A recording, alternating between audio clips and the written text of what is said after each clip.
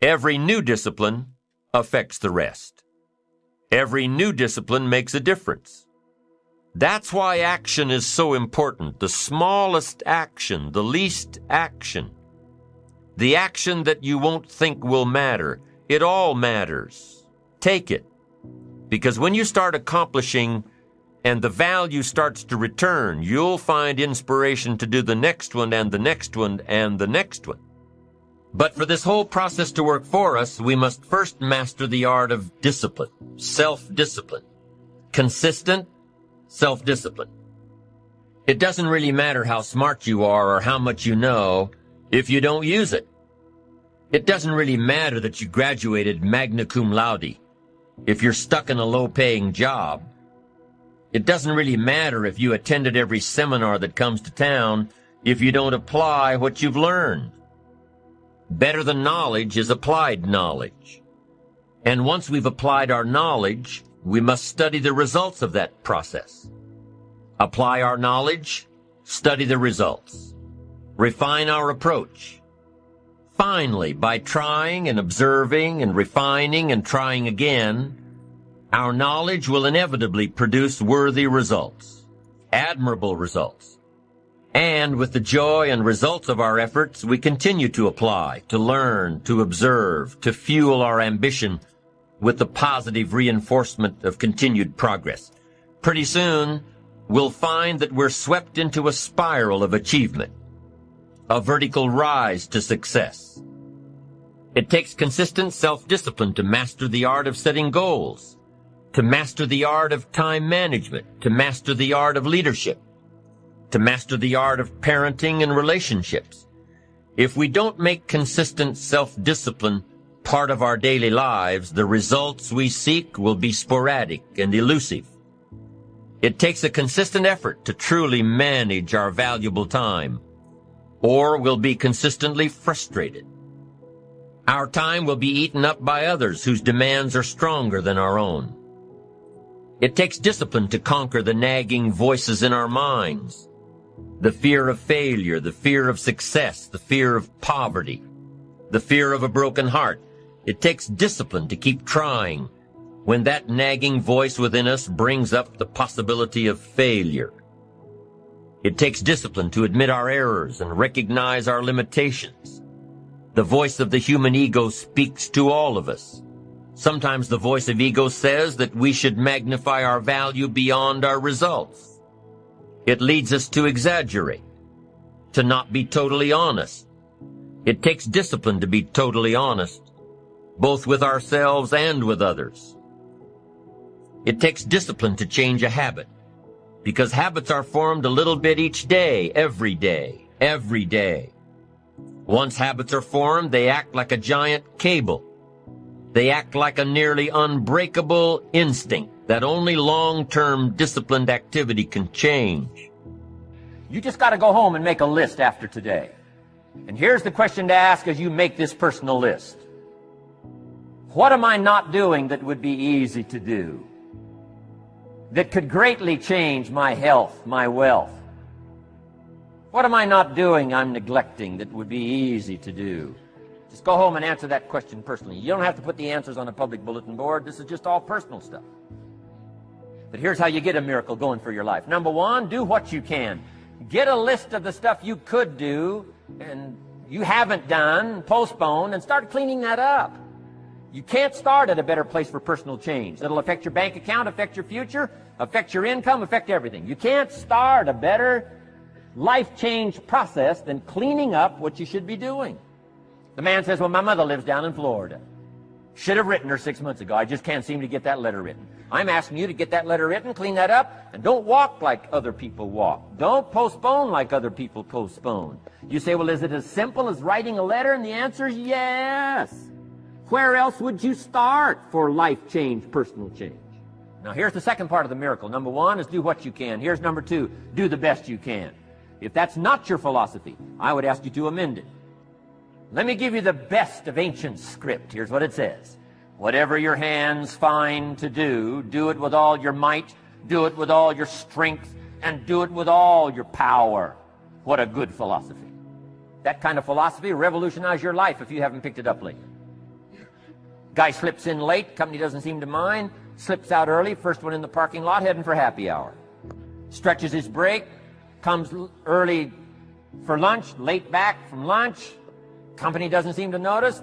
Guy says, best as I can calculate, I'm putting in about a half a day's work and I'm collecting a full day's pay. Little does he know the seeds of his own disaster are already being sown by the weakness of his own personal philosophy. It's not the economy that's going to determine your next 6 years.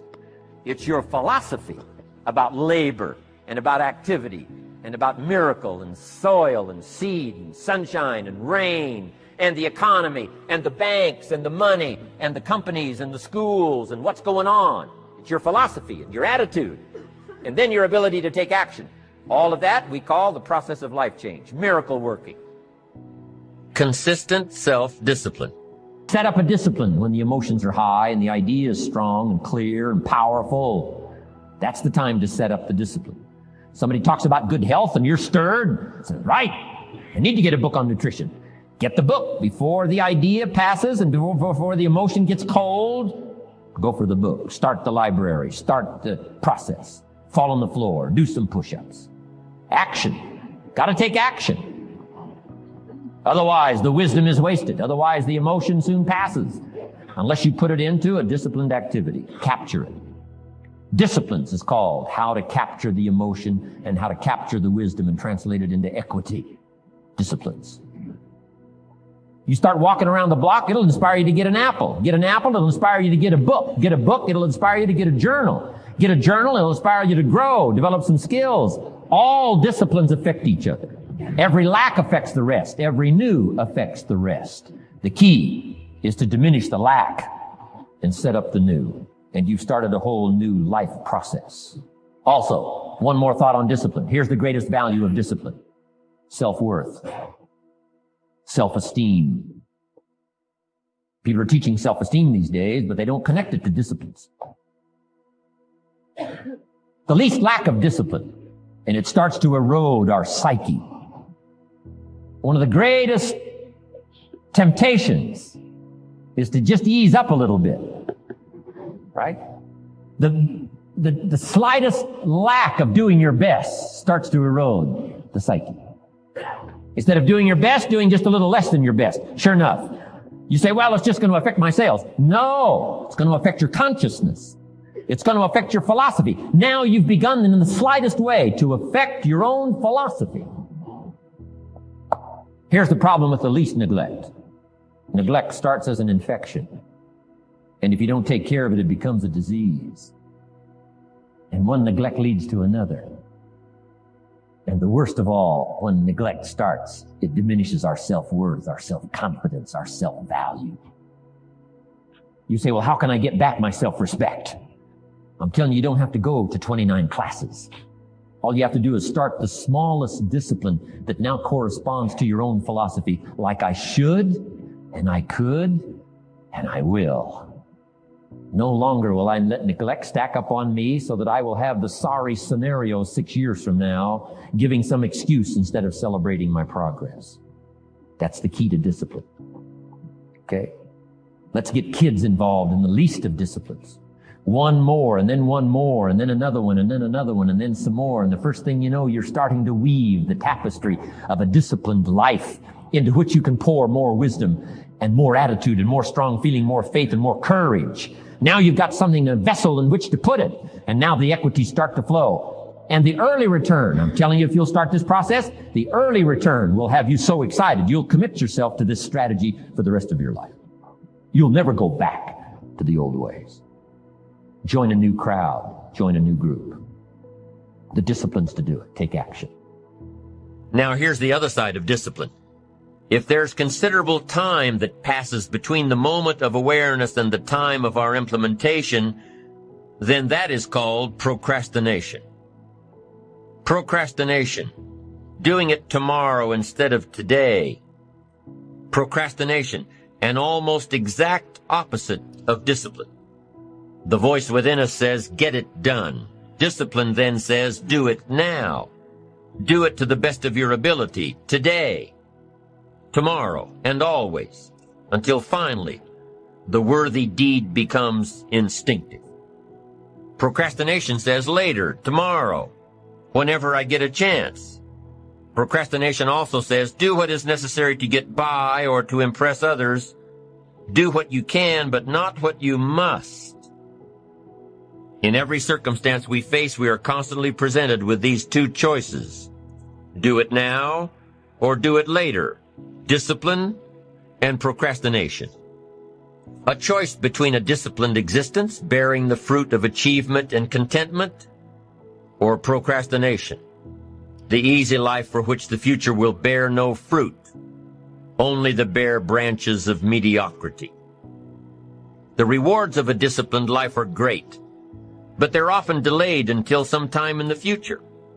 The rewards for the lack of discipline are immediate, but they are minor in comparison to the immeasurable rewards of consistent self-discipline. An immediate reward for lack of discipline is a fun day at the beach.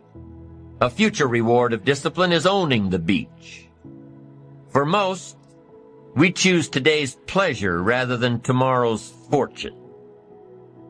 So how can you get rid of the easy distractions?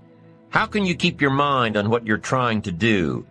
How can you keep an attitude of doing it all and doing it now? How can you make the choice of discipline over procrastination? How can you stay focused on your ambitions? How can you avoid conversations at the water cooler? You can keep your focus on your work. You can get it done today instead of tomorrow. You've got to really work on your consistent self-discipline on a daily basis, or you'll find yourself distracted. Distracted by negative thoughts, distracted by negative people, distracted by water cooler chatter, and pretty soon, depending on the type of people you've associated with, distracted by your doubts within yourself. Never underestimate the power of influence and associations, and never underestimate the power of your own consistent self-discipline. Now let's take a closer look at discipline, at the 3 steps to becoming disciplined. First, true discipline is not the easiest option. Most people would rather sleep until 10 o'clock than get up at 6. It's easier to go to bed late, sleep late, show up late, leave early. It's easier not to read. It's easier to turn on the television than to open a book. It's easier to do just enough than to do it all. Waiting is always easier than acting. Trying is always easier than doing. Imagine what life would be like if we didn't have to make our bed in the morning, or keep our garage clean, or pay our taxes, or show up for work tomorrow. Wouldn't it be fascinating if we didn't have to do these things? Wouldn't it be fascinating? What do you suppose would become of us? You're right. Not much. For whatever the reason, the system we live in and contribute to is designed to make the easiest things in life the most unprofitable. Profitable seems to be the most difficult. Our world is and always will be a constant battle between the life of ease and its momentary rewards and a life of discipline and its far more significant rewards. Each has its own price, the price of discipline or the price of regret. The second lesson of discipline is that it's a full-time activity. And we've said that the best form of discipline is consistent self-discipline. You see, the discipline that it takes to make your bed every day is the same discipline necessary for success in the world of business. The discipline to organize your garage is the same discipline to organize your business. All disciplines carry through to affect all parts of our lives. If we're disciplined in just one area and lazy in another, guess what? Pretty soon, the lazy side will creep in and destroy the disciplined side. The bad habits in one area of our life will eventually destroy our self-discipline in the areas we've been working on. Consistency cannot be inconsistent. Discipline is the mind being trained to control our lives. Discipline is a set of standards which we've selected as a personal code of conduct. Discipline is imposing on ourselves the requirements for honoring these standards. Once we've adopted these standards of behavior and conduct, we're committed to honor them. And if we don't, then there can be no disciplined activity. Here's the third step to becoming consistently self-disciplined. Number 1 is realizing that discipline isn't the easiest option. Number 2, discipline is a full-time activity, day by day, every day. And the third step to becoming self-disciplined is really a philosophy that holds one of life's unique promises. Number 3 simply says, for every disciplined effort, there is a multiple reward. That's one of life's great arrangements. Life is full of laws that both govern and explain behaviors. But this may well be the major law we need to understand. For every disciplined effort, a multiple reward. For every disciplined effort, a multiple reward. What a concept. If you render unique service, your reward will be multiplied. If you're fair and honest and patient with others, your reward will be multiplied. If you give more than you expect to receive, your reward is more than you expect. But remember, the key word here, as you might well imagine, is discipline. Everything of value requires care and attention. Everything of value requires discipline. Children require discipline. They must have a structure built for them. They must have boundaries to work within so they feel secure and comfortable to explore and grow. They must learn to recognize what's right and what's wrong, what's acceptable behavior, what's not acceptable. Children require unwavering discipline, consistent discipline, or they'll be confused as to how they're supposed to behave. The most valuable form of discipline is the one that you impose on yourself.